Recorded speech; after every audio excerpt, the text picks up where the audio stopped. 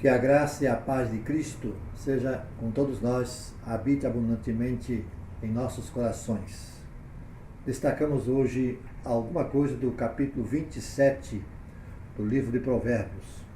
Versículo 20 diz: a sepultura e a destruição nunca se fartam, e os olhos do homem nunca se satisfazem. A insatisfação acompanha o ser humano desde quando a humanidade existe. Ao longo da história nós encontramos registros desse fato. Na palavra do profeta Abacuque, por exemplo, nós temos um exemplo disso. Ele diz assim: em verdade a riqueza e os prazeres são traiçoeiros. O ímpio é muito soberbo e jamais encontra descanso. Seu desejo impetuoso é como o próprio Seol. A morte nunca se satisfaz. Apanha para si todas as nações e ajunta para o seu domínio todos os povos. É da natureza humana se querer mais. Há um ditado popular que diz assim: quanto mais tem, mais deseja ter. Há que se ter muito cuidado e muita disciplina para não sermos enredados nessa onda.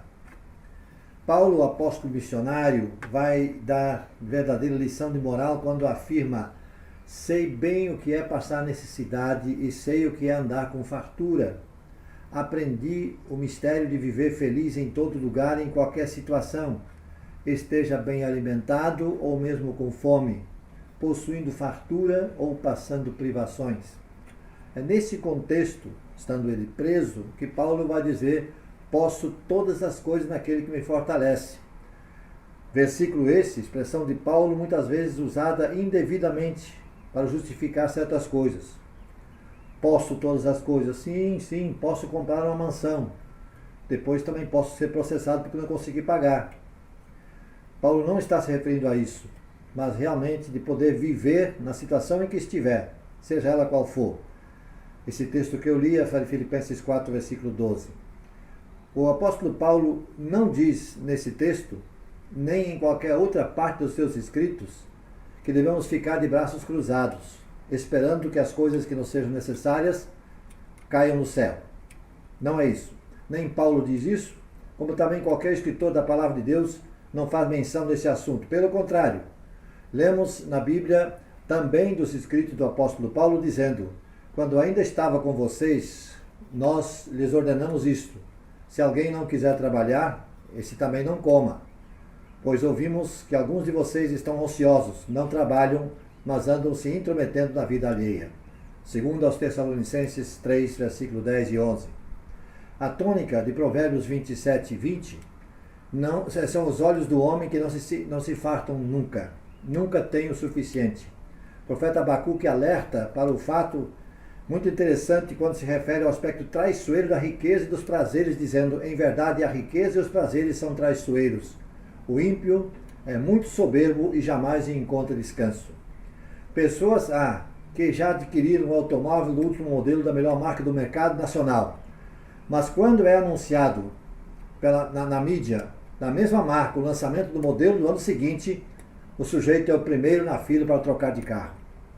Para o seguidor de Cristo, todo cuidado é pouco, para não ser apanhado nessa rede. A propaganda diz: você não pode deixar de adquirir. Cada um de nós pode e deve responder: eu posso sim deixar de adquirir. Não sou obrigado.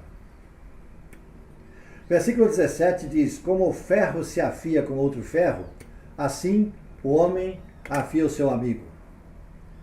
Ferro e aço passam por altas temperaturas para serem moldados. Choques de temperatura são necessários do extremo quente, extremamente quente, para o frio, para que se chegue à têmpera desejada. Ferro se afia com outro ferro, por meio de atrito, ferro com ferro. O texto mostra que o ser humano só ficará mais aguçado, afiado, maduro, se for confrontado com outro ser humano. Confrontado no bom sentido, não se fala aqui que sair no braço, não. Essa parábola nos leva a outra passagem que encontramos na carta escrita pelo apóstolo Pedro.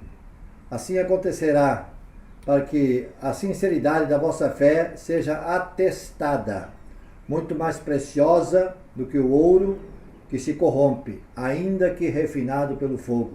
A vossa fé é genuína e resultará em louvor, glória e honra quando Jesus Cristo for revelado. 1 de Pedro, capítulo 1, versículo 7. O atrito entre seres humanos, aqui referido, não se refere que se vá às vias de fato, numa guerra campal, e sim que haja troca de ideias, que se ouça outras opiniões. Às vezes somos apanhados fazendo as mesmas coisas do mesmo jeitinho de sempre, e não nos damos conta de que há outras maneiras e formas diferentes de fazer o que estamos fazendo. Isso nos remete ao pescador que devolvia os peixes grandes ao lago, e os menores ele guardava e levava para casa, ficando só, portanto, com os menores. Ele está ali sentado à beira do lago pescando, e passa alguém, um observador, e vê essa cena, e não entende o que está acontecendo, vai conversar com ele. Por que você devolve os peixes maiores? Porque sempre o troféu é o peixe grande. Eu quero mostrar o peixe maior que eu apanhei, né? Então, por que você devolve os peixes grandes? E a explicação do moço foi: acontece que a frigideira que a minha mulher usa, que ela herdou da mãe dela, só cabe peixe desse tamanho. Ele tinha lá uma medida. Só cabe desse tamanho. Se for maior que esse, não tem como aproveitar. E não cabe na frigideira. Essa história é antiga, mas vale repetir aqui. E o moço observador disse: mas meu amigo, por que você não parte em 2 ou mais pedaços dos peixes maiores? Ele ficou de olhos arregalados, o pescador ficou lá. É possível fazer isso? É. Você pode cortar o peixe maior em pedaços e vai caber na frigideira. Portanto, ele fazia isso, talvez de geração em geração, medindo o peixe que só cabia daquele tamanho na frigideira. Quando nós somos confrontados com outras ideias, nós podemos mudar. Então, visando corrigir eventuais planos, pensamentos, projetos nossos, é bom ouvir a opinião de outras pessoas.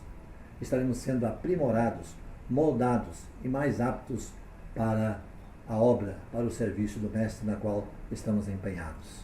Que Deus nos abençoe. Abra os nossos olhos para que possamos, fazendo mais e fazendo melhor servir ao Senhor. Senhor nosso Deus, obrigado porque Tu nos convocaste para o Teu reino, para a obra da Tua causa do Evangelho aqui na face da terra. Usa-nos como instrumentos, aprimora-nos mais e mais, e que os nossos olhos não estejam voltados para aquilo que é efêmero e passageiro, mas para aquilo que é duradouro, que vem de Ti. Porque, como diz o apóstolo Pedro, que as nossas almas são mais preciosas que o ouro refinado que se corrompe, porque nós somos eternos e eternamente pertencemos a Ti. Louvado seja o Teu nome, em nome de Jesus. Amém.